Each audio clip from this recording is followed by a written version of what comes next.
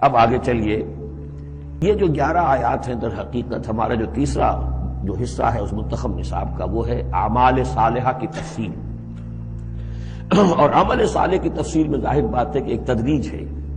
سب سے پہلے فرد اچھے ہوں، افراد کی سیرت صحیح ہو، کردار صحیح ہو، تعمیر سیرت صحیح بنیادوں پر ہوئی ہو، اس سے آگے چل کر پھر ایک گھریلو زندگی وجود میں آئے گی، وہ کیسی ہو، عائلی زندگی کیسی ہو، پھر ایک معاشرہ وجود میں آئے گا، اس معاشرے کے کیا خد و خال ہونے چاہیے، سوشل ویلیوز کا کیا تصور ہے، سوشل ایونز کا کیا تصور ہے، پھر ایک ریاست وجود میں آئے گی۔ تو تدریجاً بہت سے مقامات جو ہیں قرآن مجید کے اس تیسرے حصے میں منتخب نصاب کے شامل ہیں، لیکن پہلا درس یہ ہے، اس لیے کہ تعمیر سیرت کی جو بنیادیں ہیں، اساسات ہیں، جیسے ایک مکان ہے آپ کو بنانا ہے، پہلے آپ اس کی فاؤنڈیشن تیار کرتے ہیں۔ تو ایک بندہ مومن کی شخصیت کی جو پوری ایک تعمیر کرنی ہے، اس کا جو پورا ہیولہ وجود میں آئے گا، وہ تو ہم بعد میں دیکھیں گے۔ یہاں یہ کہ اس کی بنیادیں کیا ہیں، کن اساسات پر ایک بندہ مومن کی شخصیت کی انفرادی سیرت کی تعمیر ہوگی۔ اور یہی میں نے آپ سے وعدہ کیا تھا کہ فلاح کے لفظ کی بھی میں آپ کے سامنے وضاحت کروں گا۔ دیکھیے، فلاح کے اصل معنی ہے پھاڑنا۔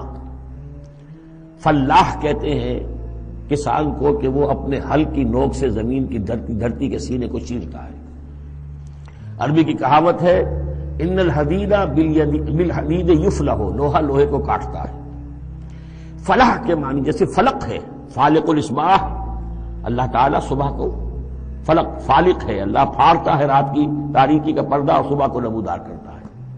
اسی طریقے سے فالق الحب والنوا، گٹھلیوں کو، بیجوں کو پھاڑتا ہے، اس کے اندر سے پھر وہ 2 پتیاں نکلتی ہیں جو پودا بنتی ہیں۔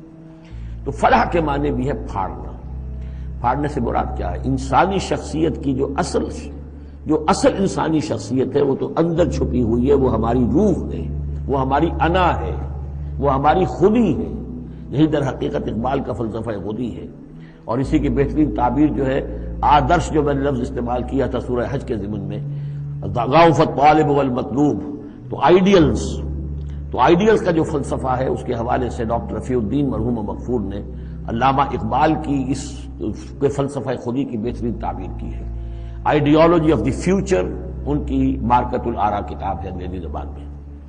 تو افلح المومنون، گویا کہ میرا جو وجود ہے، یہ گوشت ہے، یہ پوست ہے، ہڈیاں ہیں، یہ ہے، وہ ہے، تن و توش ہے، لیکن اس کے اندر میری ایک انا ہے، میری ایک شخصیت ہے، انا۔ یہ انا کیا ہے؟ میں کہتا ہوں میرا ہاتھ، وہ میں کون ہوں جس کا یہ ہاتھ ہے؟ میرا ہاتھ، میرا پاؤں، میری آنکھ، میرے کان، میرا سر، میرا یہ، میرا وہ، میرا جسم، بھائی وہ میں کون ہے جو پوزیس کرتا ہے اس کو؟ وہ میں، وہ انا، وہ ایک مخفی حقیقت ہے، اور اصل میں وہ روح ربانی جو میرے اندر پھونکی گئی ہے، وہ ہے میری اصل حقیقت، لیکن یہ غلافوں میں لپیٹ دی گئی ہے، مادی غلاف ہے۔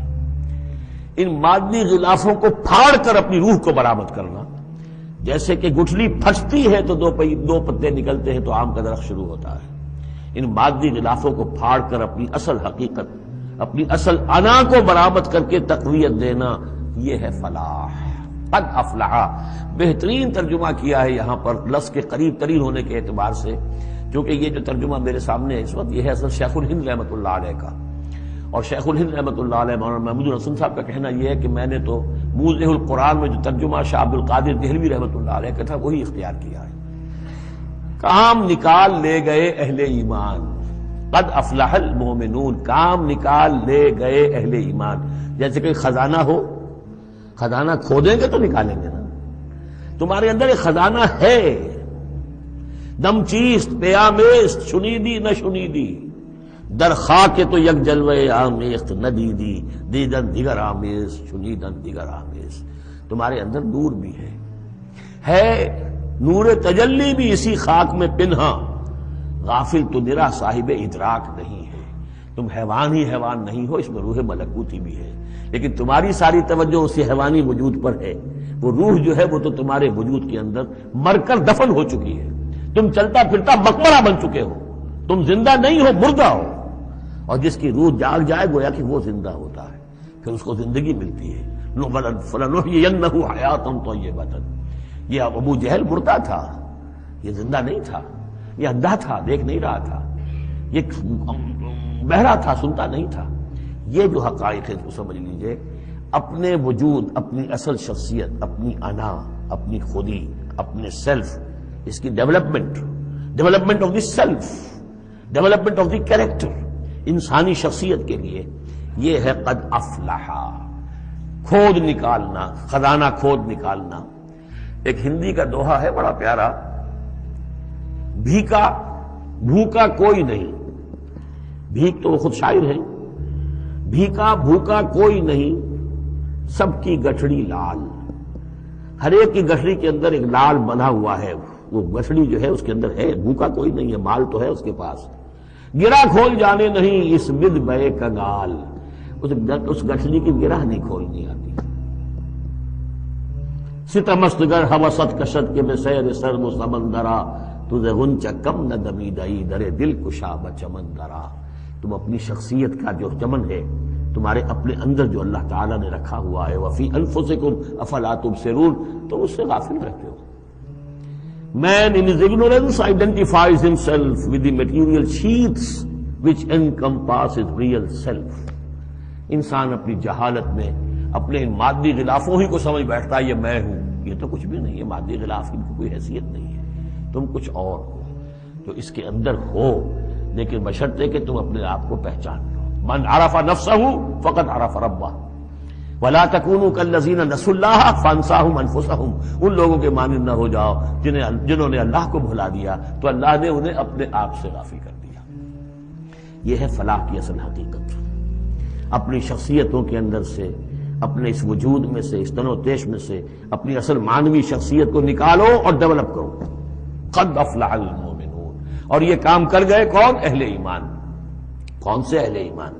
الذین هم فی صلاتہم خاشعون، جو اپنی نمازوں میں خشوع اختیار کرنے والے، صرف گنتی کر کے رکعتیں پوری نہیں کرتے، بلکہ ان کی نماز جو ہے وہ خشوع اور خضوع کا ایک مظہر ہے۔ والذین هم عن اللغو معرضون، جو لغو باتوں سے اعراض کرتے ہیں، ان کا معلوم ہے وقت اتنا قیمتی ہے، مجھے اپنی شخصیت کی تعمیر کرنی ہے، میں ایک دفعہ سبحان اللہ کہوں گا تو اللہ تعالیٰ کے ہاں میرا رتبہ کتنا بڑھے گا، میں یہ وقت ضائع نہیں کر سکتا بیکار کے کاموں میں۔ لغو کام، معصیت کو لغو نہیں کہتے، لغو وہ ہے جس کا کوئی فائدہ نہیں، تاش کھیل رہے بیٹھے، پیس ٹائم، بھائی کاہے کے لیے، کیا فائدہ ہوا اس سے؟ تمہارے لیے یہ وقت جو ہے یہ لائبلٹی بن گیا، یہ وقت تو سب سے بڑا ایسٹ ہے، اسی وقت میں تو تم نے بنانا ہے جو بنانا ہے، اپنے آپ کو بھی اور اپنی عاقبت کو بھی۔